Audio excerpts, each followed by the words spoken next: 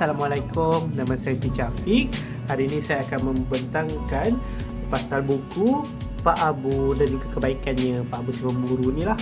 So pertama sekali, apakah cerita Pak Abu ni? Cerita Pak Abu si Pemburu adalah cerita sebagai seorang Pak Abu. Again, dia seorang pemburu. Pak Abu sini cerita di dalam kisah ni pendek-pendek je. Cerita dia mengisahkan apa yang Pak Abu nampak ketika sedang memburu, apa yang Pak Abu harungi.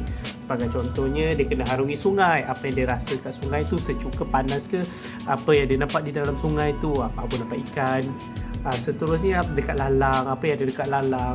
Kemudian apa yang Pak Abu nak, apa tu Pak Abu ni nak memburu? Pak Abu ni nak memburu seekor rusa.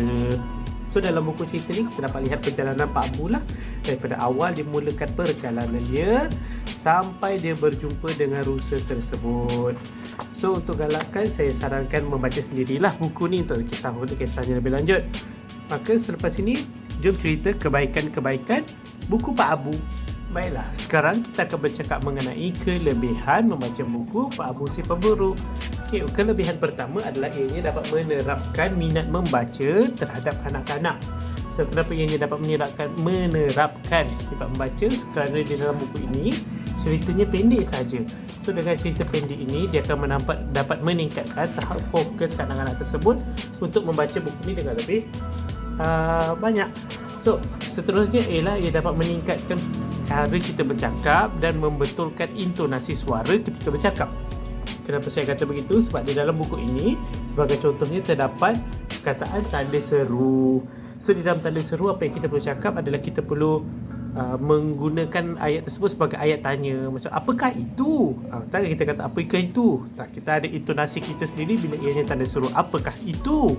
So kalau contohnya benda tu ada tanda seru, tadi ada soal, maaf saya, kalau ada tanda seru, sejuknya, maksudnya kita kan suara kita, nada suara kita adalah berbeza kalau ianya hanya dengan tanda nokta saja. Dan seterusnya, yang terakhir adalah kita dapat meneroka perasaan kanak-kanak tersebut.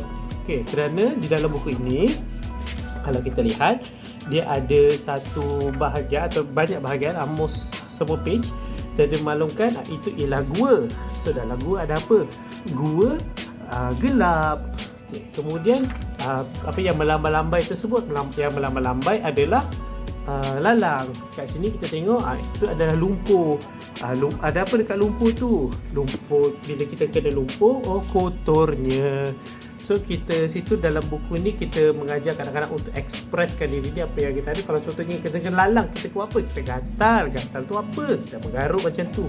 Lepas tu kalau kita nak something, lepas tu kita tak dapat, apa yang kita rasa? Kita rasa sedih, macam Pak Abu lah dalam cerita ni. So itu saja daripada saya mengenai kelebihan cerita buku Pak Abu. Saya harap siapa yang ada buku ni boleh tolong baca lah, boleh dengar, boleh bercerita sekali dengan kanak-kanak tersebut, supaya kanak-kanak lebih berminat dan memupukkan minat membaca terhadap kanak-kanak. So itu saja daripada saya. Terima kasih dan Assalamualaikum.